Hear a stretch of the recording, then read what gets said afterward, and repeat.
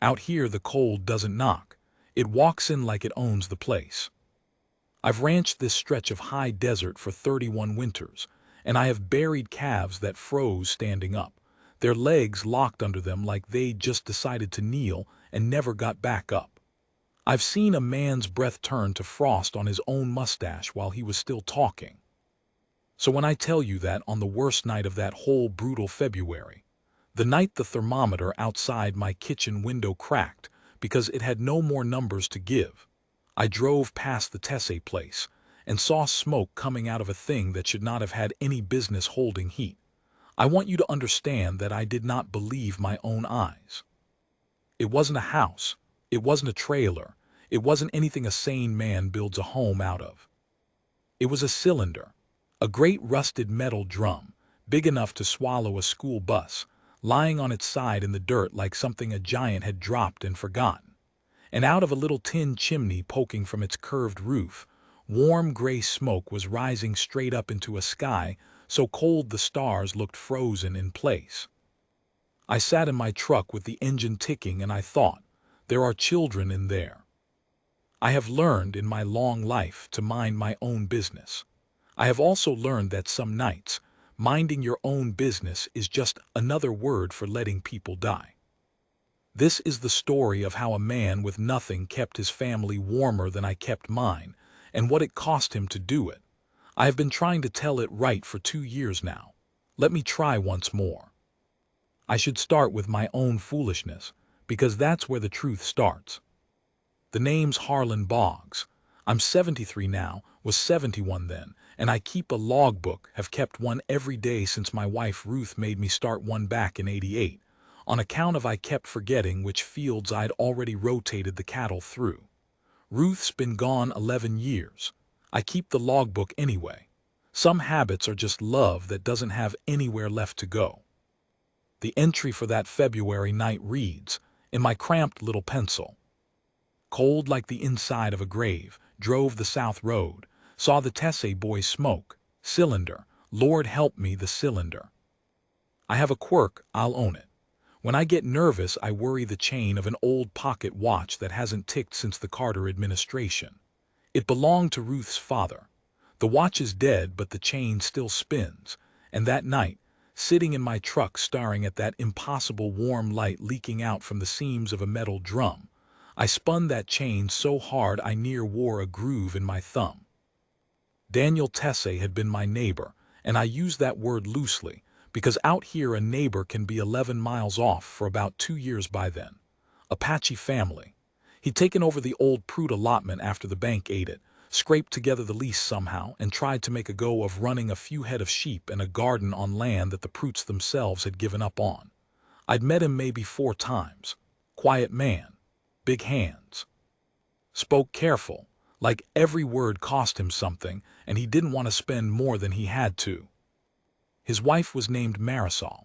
She had a laugh you could hear across a quarter-mile of open ground, which I knew because the one time I'd come by to return a strayed ewe, she'd laughed at something her oldest said, and I'd heard it from the road before I ever saw her face.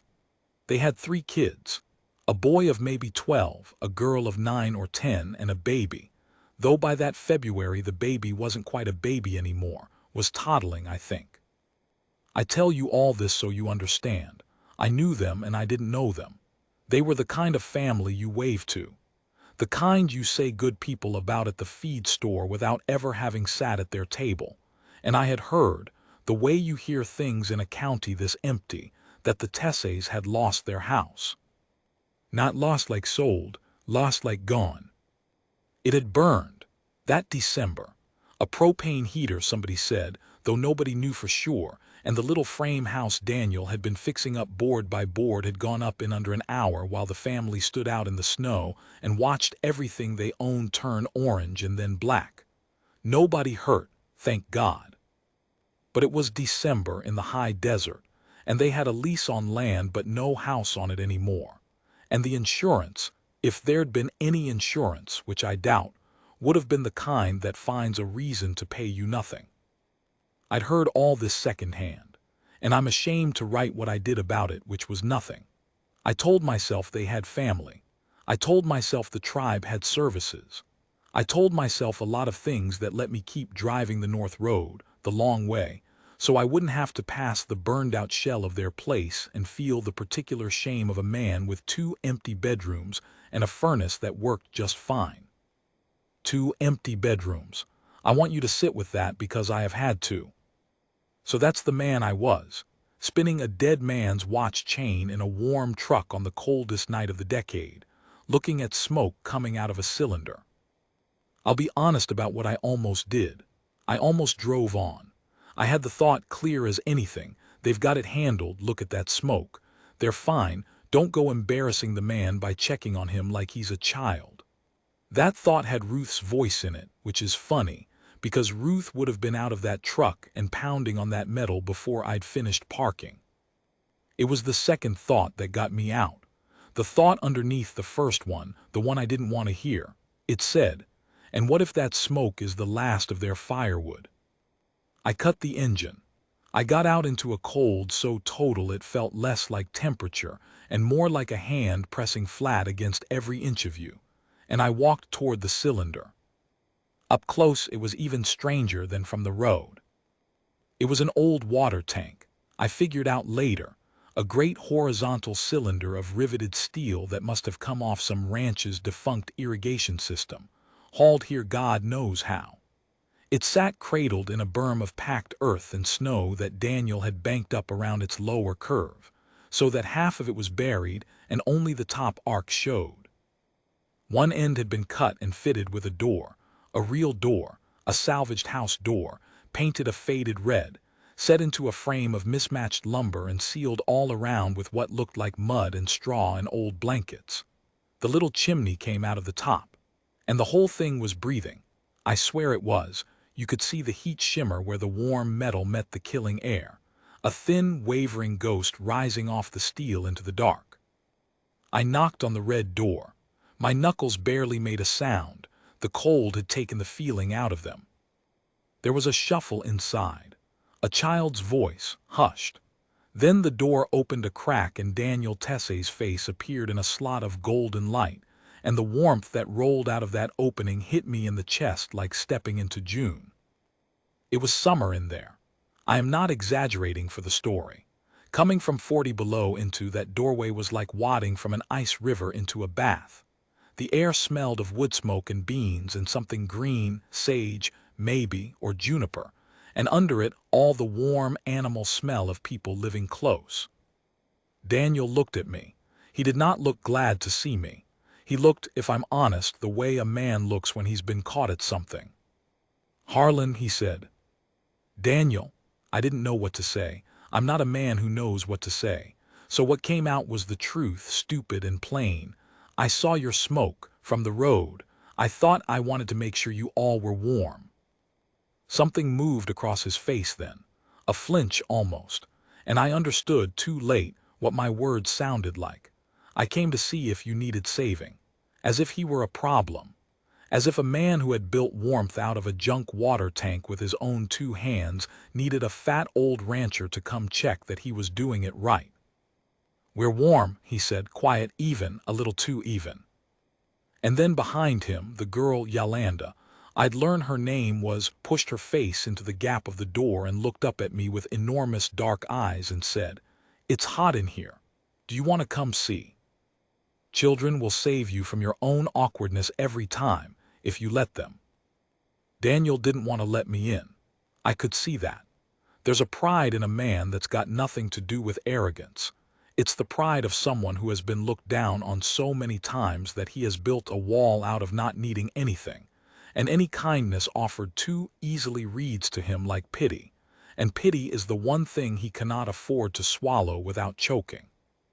But it was 40 below, and I was his neighbor, and the girl had already opened the door wider, and so he stepped back and let me duck inside, and I will tell you about the inside of that cylinder because it is the part nobody believes. It was a home. The curved walls had been lined, every inch of them, with insulation that I slowly realized was not bought but found. Cardboard, newspaper packed tight between layers of feed sacks, old wool blankets nailed up, bubble wrap, smoothed flat and overlapping like fish scales. Foam packing, egg cartons, even crushed aluminum cans flattened and tucked behind the blankets to throw the heat back inward. The whole inner surface of that drum was a quilt of every cast-off material on God's earth, and Daniel had clearly spent weeks, maybe the whole frozen month of January, fitting it together piece by piece, the way I'd once watched my own father lay a stone wall, with a patience that looked from the outside like slowness, but was really a kind of devotion. In the center sat a little iron stove, no bigger than a doghouse, glowing cherry at its belly. The chimney pipe ran straight up and out, and around it in the curved cradle of that warm metal womb, the Tesse family had made a life. There were beds, pallets really, but layered thick and neat. There was a low table made from a cable spool. There were shelves bolted to the inner curve, holding tin cups and a few books and a single framed photograph that had survived the fire because, Daniel told me later, Marisol had run back in for it, which is its own story and not mine to tell. There was a line strung end to end with drying socks. There was the baby, asleep in a banana box padded with sheepskin, his fat cheek mashed against his fist. There was Marisol, sitting cross-legged near the stove with mending in her lap, who looked up at me with an expression I couldn't read at first and only understood later was fear. The specific fear of a mother wondering whether this strange old man at her door was the kind who reports things to county offices. And there was the boy, Eddie, 12, sitting against the far curve with a school book open on his knees, doing his homework by the light of a kerosene lamp in a metal drum on the coldest night in the history of the county, as if it were the most ordinary thing in the world, which to him by then it was. I just stood there, a grown man, a foot of snow melting off my boots into the dirt floor, and I could not speak. Because I had come, God forgive me, I had come to help, and I had walked into a place warmer and more alive than my own big empty house 11 miles away, and I understood in one swallow of wood smoke that I was not the helper here. I was the one who'd been getting it wrong. Marisol made me sit. That's a thing about her I'd come to know. She could turn anybody into a guest, fold the most awkward arrival into the rhythm of her home like she'd been expecting you for hours. She poured me coffee from a battered enamel pot, and it was strong enough to stand a spoon in, and she did it before Daniel could decide whether he wanted me there or not, and that settled it. It holds the heat, Daniel said after a while. He'd sat down across from me and he had the look of a man deciding to explain himself so that he wouldn't have to wonder what I was thinking.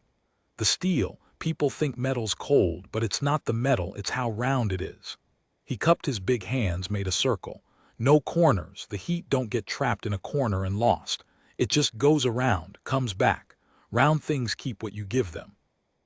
I have thought about that sentence more than almost anything anyone has ever said to me. Round things keep what you give them. He'd worked it out, he said, over those weeks. They'd stayed first with Marisol's sister in town, all 5 of them in a 1-bedroom, and it had been kind, but it had been killing something in Daniel to be a charity case under another man's roof, even his own kin's. And the lease on the land was still good. And there, half buried in the brush on the back of the allotment where the Proots had abandoned it, was this old water tank. And Daniel had stood looking at it one gray afternoon and had thought, the way men like him think, with their hands already moving before their minds have caught up, I could make that hold us. Everybody told him no. His brother-in-law told him no. The man at the hardware store told him no, then quietly set aside a damaged roll of weather stripping and let him have it for nothing. Marisol, and she told me this herself, much later, with that laugh I'd heard across the road, though it was a softer laugh that time. Marisol said yes, but the kind of yes that means I am terrified and I trust you, and if our children freeze, I will follow you into the next world just to keep being mad at you. He'd cut the door with a borrowed grinder. He'd banked the earth himself, hauling it in a wheelbarrow with a flat tire, his breath smoking, his bad back screaming for 9 days. He'd salvaged the stove from the dump. He'd insulated it scrap by scrap. And on the first night they'd slept in it, December still, He'd sat up till dawn feeding that little stove and watching his children's faces to see if their lips went blue. They hadn't. By February, by the night I came, they had been living in that cylinder for 2 months, and they had not been cold once. "You could have come to me," I said. It came out wrong. It came out like an accusation, when what I meant was an apology, and the difference between those two things has been the trouble of my whole life. Daniel's jaw tightened. "Come to you for what?" And there it was, the wall, the not needing. I could have made it worse. I had a whole speech in me. "I've got 2 empty bedrooms, you should have asked. What kind of neighbor lets a family live in a barrel?" And every word of it would have been true, and every word of it would have been about me, about my guilt, about making myself feel like the good man I had spectacularly failed to be for 2 months while these people froze and didn't freeze 11 miles from my furnace. I didn't say any of it. For once in my life I shut up. I looked at the boy doing his homework. I looked at the baby's fat fist. I looked at Marisol's hands moving over the mending, quick and sure, and at the photograph on the shelf.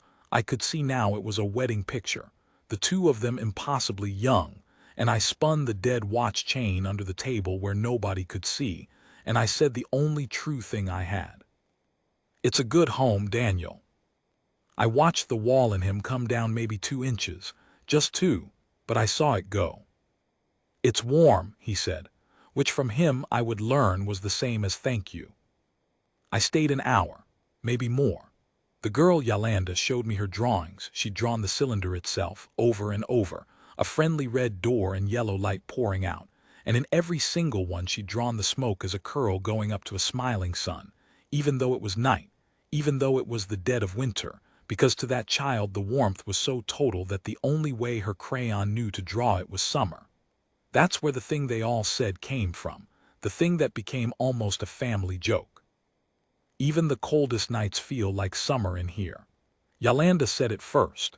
She said it to me, holding up a drawing, grinning with a missing tooth, and I had to look hard at the stove for a minute so nobody would see my eyes. When I left, Daniel walked me out into the cold to my truck, which is a thing a host does, and we stood a moment in that murdering air with the warm cylinder glowing behind us, and he said, abrupt, like he'd been working up to it, "Don't tell County." Just that, "don't tell County." And I understood the whole shape of his fear in 3 words. That somewhere there was a rule, an ordinance, a clipboard, a person whose job it was to decide that a steel water tank was not an approved dwelling, and that the same machinery that had failed to keep their house from burning and failed to help them rebuild would suddenly, eagerly, find the energy to declare this warm and living home unfit and put his children into the system and call it kindness. "I won't tell County," I said. And I meant it, and I kept it. And that promise, small as it was that night, turned out to be the first thread of something that would knot me to this family in ways I could not have guessed, standing there with my truck door open and the cold pouring in and Daniel Tessie's warm, impossible home throwing light across the snow. Because the cold that February was only the beginning. What came after the spring, and the man with the clipboard who did eventually come, and the choice Daniel had to make that I still don't know if I could have made, that's the part I have the hardest time writing. But I'm getting ahead of myself. That night I just drove home, 11 miles of black ice and frozen stars, and I walked into my own big house, into all that paid-for warmth, into the 2 empty bedrooms, and I sat down at my kitchen table, and I opened my logbook and I tried to write down what I'd seen. I couldn't. I sat there a long time with the pencil not moving. Finally, I just wrote the one line, "Round things keep what you give them."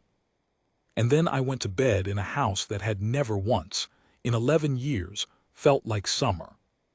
The thaw was worse than the freeze. People never believe that, but it's true. Cold you can fight.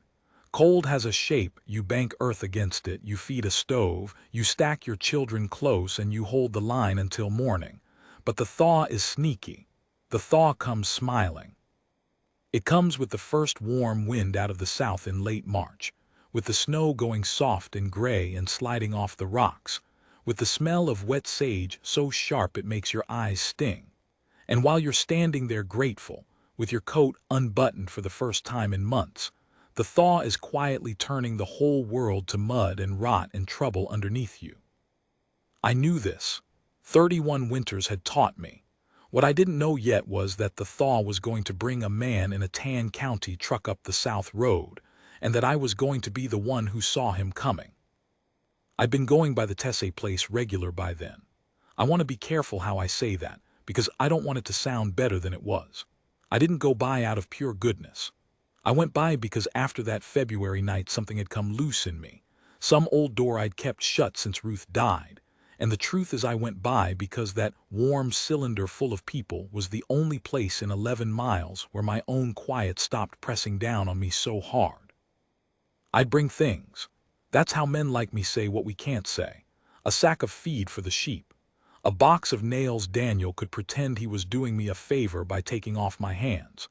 Once, a small thing, a real thing, I brought Yolanda a tin of good colored pencils, the kind with 48 shades, because I'd seen her wearing those crayons down to nubs drawing her sons over the smoke.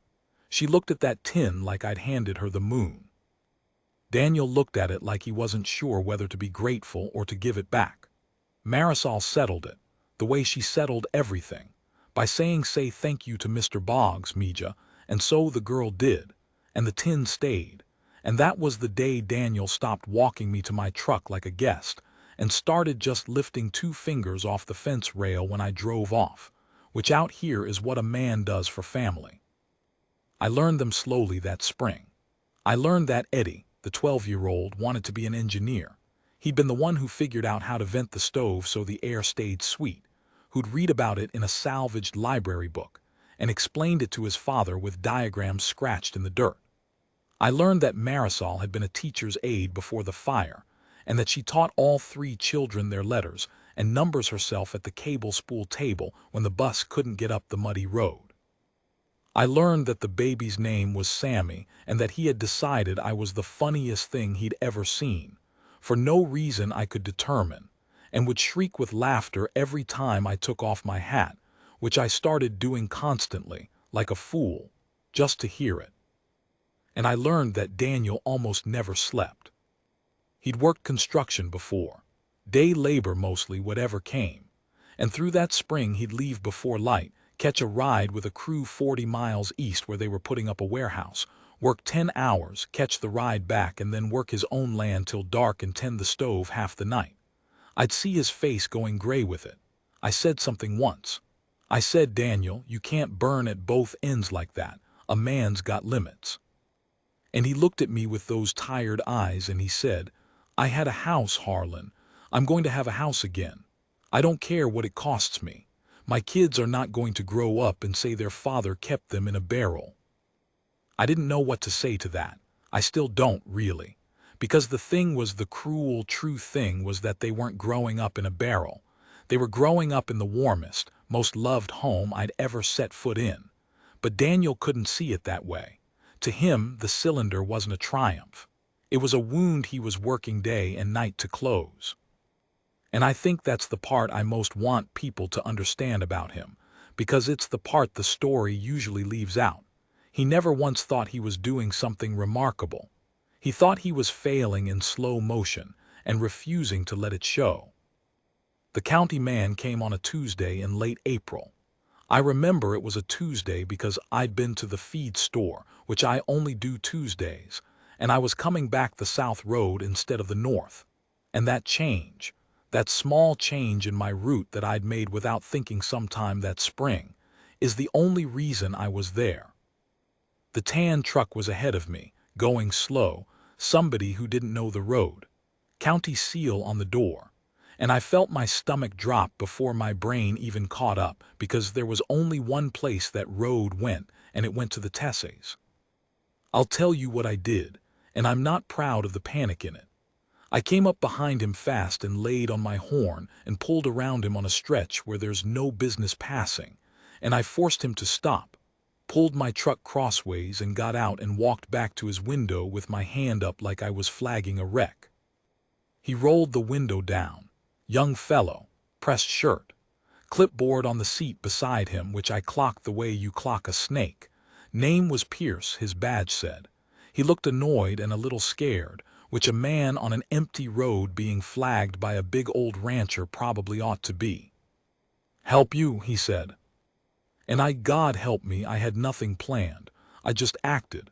So I stood there spinning that dead watch chain in my pocket, and I said the first thing that came, "Cattle out, up ahead. Don't want you hitting one and totaling that nice truck. Where you headed?" "Tessay allotment," he said, reading it off the clipboard. "Got a report of an unpermitted structure. Possible," he glanced at the page, "possible occupancy. Minor children, the report says." The report says somebody had reported them. To this day I don't know who.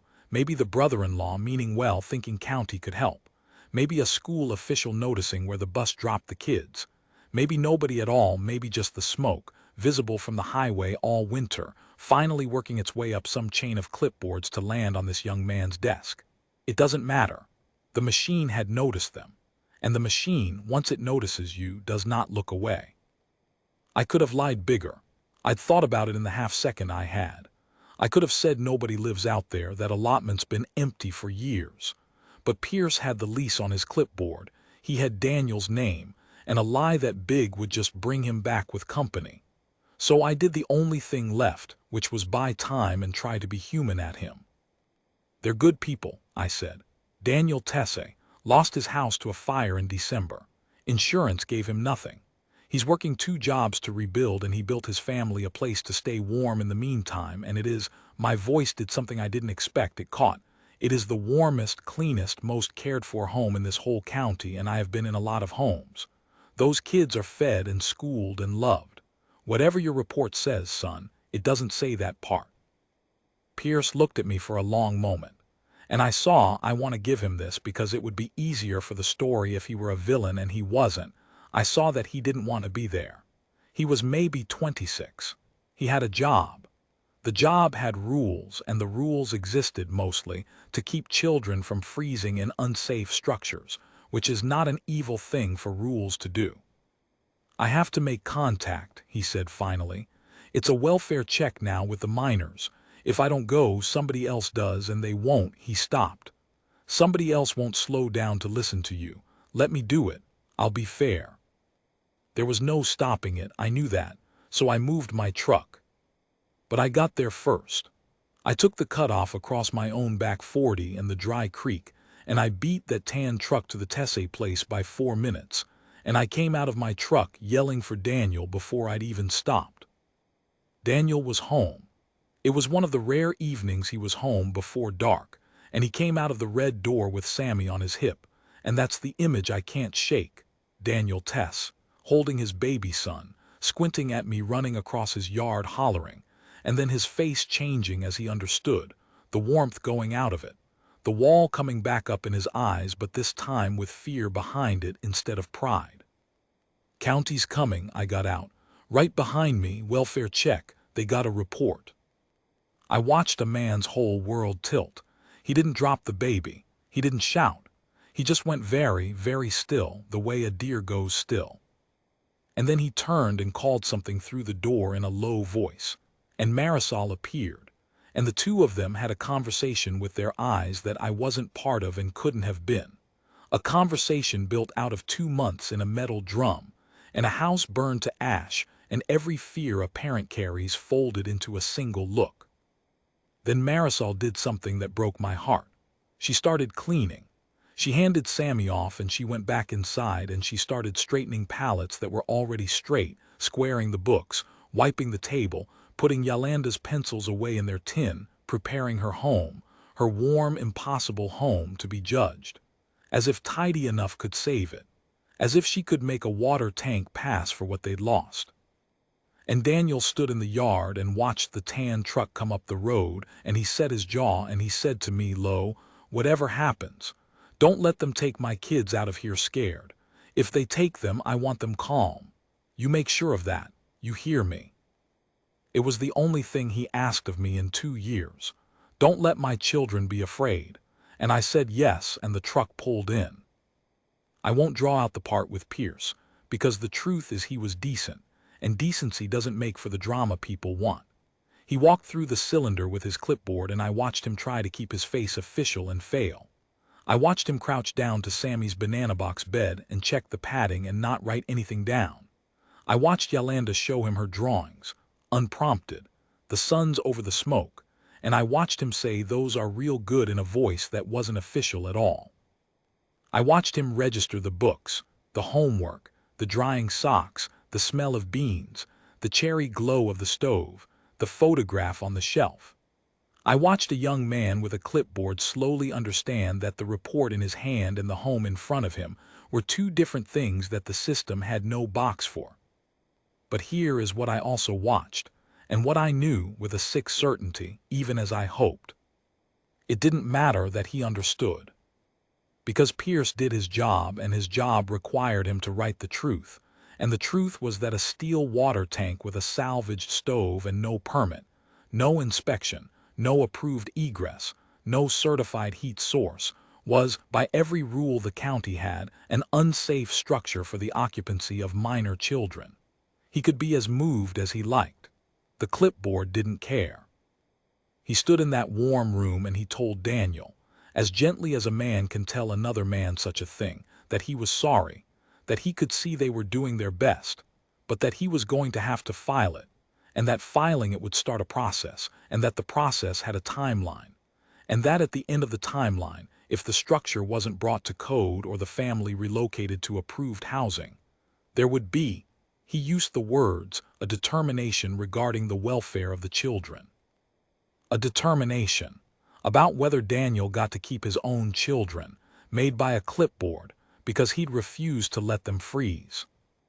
Daniel didn't say anything. He just nodded slow, like a man taking blows. And Marisol stood by the stove with her clean hands folded and her chin up and tears running down her face without a single sound, which is the worst kind of crying there is, the kind that's given up on being heard. Pierce left. He told them the timeline, 60 days. He told Daniel off the record at the door almost in a whisper, there's a rehab grant program for fire loss. I'll send you the paperwork. It's a long shot, the funding's gone for this cycle, but I'll send it. And then he got in his tan truck and drove back down the South Road, and I'd bet money that young man didn't sleep that night either. 60 days. To turn a water tank into a permitted house, or to lose his children. I did the math the second the truck was out of sight, because somebody had to, and Daniel was in no state. To bring even a small structure up to code out here, foundation, certified heat, egress windows, electrical, inspection after inspection, was tens of thousands of dollars Daniel did not have and could not earn in 60 days swinging a hammer on a warehouse 40 miles off. The grant Pierce mentioned was, by his own admission, already out of money. The math had only one answer, and the answer was that the cylinder could not be saved. Which meant the family couldn't stay. Which meant Daniel had two choices, and I could see both of them landing on him as he stood there in his yard in the falling dark, his hands hanging useless at his sides for the first time since I'd known him, Daniel Tesse, who was always building, always moving, always closing the wound, standing perfectly still, because for once there was nothing his hands could fix.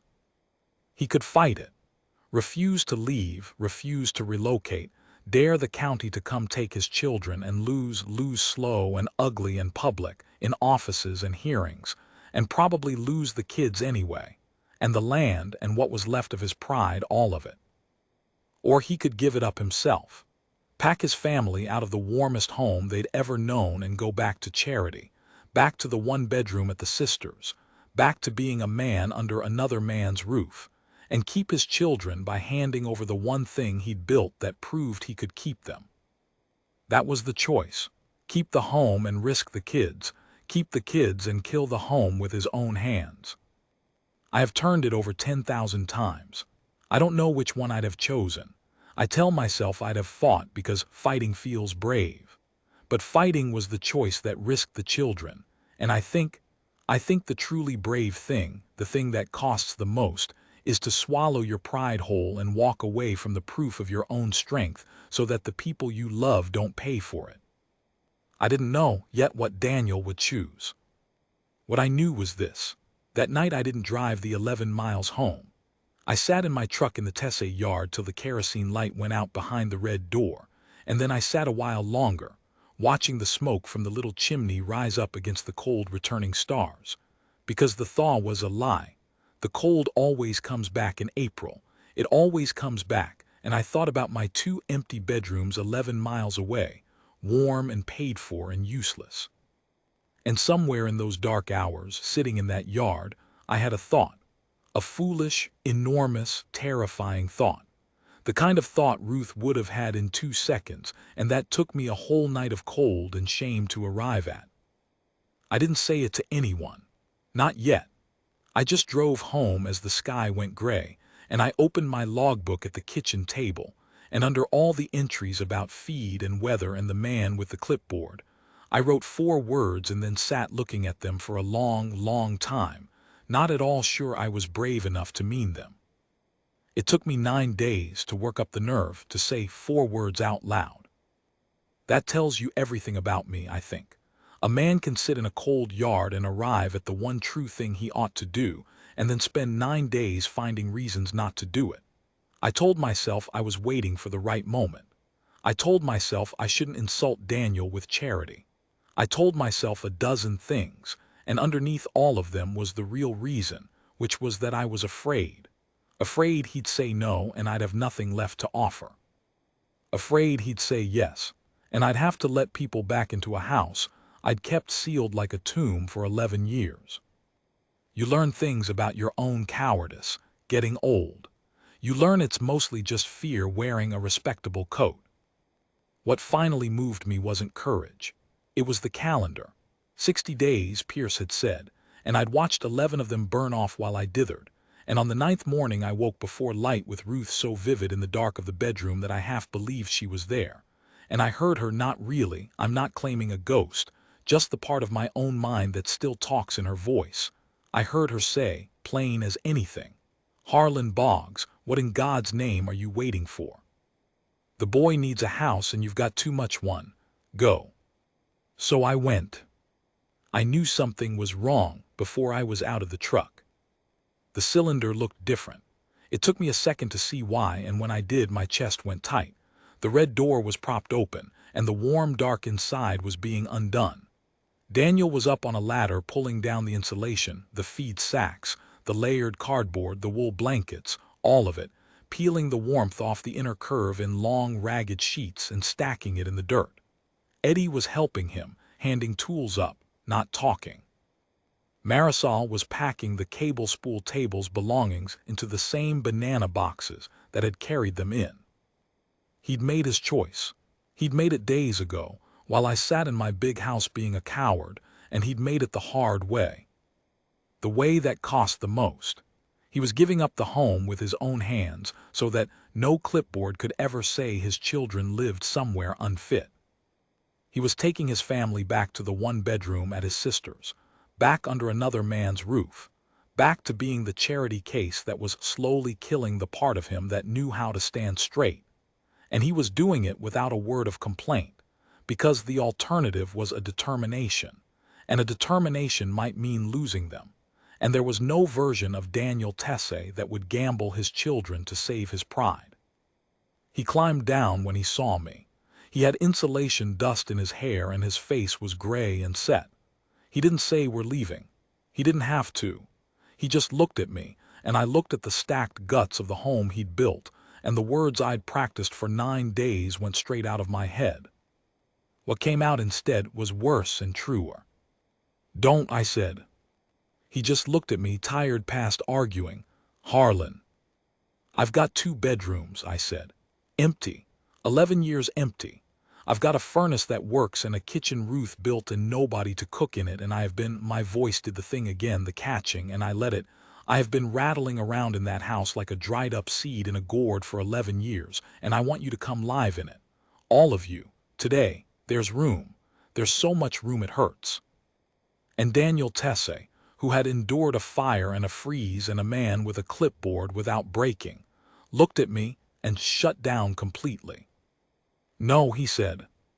I'd known he would, but knowing didn't make it easier. "No," he said again, and his voice had an edge to it now, the wall back up and bricked higher than I'd ever seen it. "I am not moving my family into your house so you can feel good about it.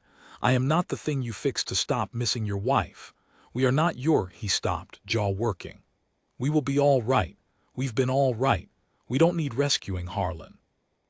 It landed exactly where he aimed it, because it was half true, and the half that was true was the half I was most ashamed of. I did want them in that house partly for me. I did want the noise and the laughing and the smell of beans to come fill all that paid-for emptiness. I had buried my own loneliness so deep I'd nearly mistaken it for generosity. So I didn't argue with the true part. I couldn't. I argued with the rest. "You're right," I said. "Some of it's for me. I won't lie to you and say it isn't. I'm lonely as a fence post, and I have been since the day they put Ruth in the ground, and yes, I want your kids in my house because the quiet's been eating me alive." I took a breath. "But that's not charity, Daniel. That's the opposite.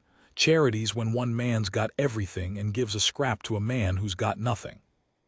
This, I pointed at his house, at the stacked insulation, at the proof of what he could do with nothing. "This is two men who each got half a thing the other one needs. You need a roof that won't get your children taken. I need a house that doesn't echo. That's not me rescuing you. That's a trade. And if your pride can't tell the difference between a trade and a handout, then your pride's lying to you, and I think you know it." He didn't answer, but he didn't say no again either. And that's when Marisol came out of the cylinder. She'd heard all of it, I think. She came and stood beside Daniel, and she looked at him, and then she looked at me, and then she said the thing that broke it open, and she said it not to me, but to him, in a low voice, in their own language first and then in English so I'd understand. She meant for me to hear it too. "Daniel, Sammy had a fever Tuesday, in the night, and I sat up holding him and watching the stove, and I thought, what if it's worse next time? What if it's the lungs, and the bus can't get up the road, and the truck's the warehouse, and we're an hour from the hospital in the dark?" Her voice didn't shake. That was the worst of it, how steady she kept it. "I am tired, my love. I am so tired of being brave. I don't want a barrel. I don't want my sister's couch. I want a door I can carry a sick baby out of without my hands going numb. I want a phone that works, and a bedroom for Yolanda, and a place where I am not afraid every single night." She put her hand on his chest, over the heart. "You kept us warm," she said. "You did. Nobody can ever say you didn't. You kept us alive all winter with your own two hands, and I will tell our grandchildren about it. But keeping us warm isn't the same as keeping us safe, and I need you. I need you to be big enough to let somebody help us be safe. That's not weakness. Letting us be safe is the bravest thing you could do. Don't you dare let your pride be the reason I'm scared again next winter." I watched a strong man come apart very quietly. Daniel Tesse put his hand over his wife's hand on his chest, and he closed his eyes, and his jaw worked, and a tear cut a clean line down through the insulation dust on his face, and he didn't wipe it. When he opened his eyes, he looked at me, and what he said wasn't yes. What he said was the thing that let him keep his feet under him, the thing that turned it into the trade I'd promised it was. "I'll work it off. The ranch. Your fences are shot, Harlan, I've seen them. Your hay barn's leaning. I work the place, I earn our keep, I'm nobody's charity, or it's no deal." "Your fences," I said.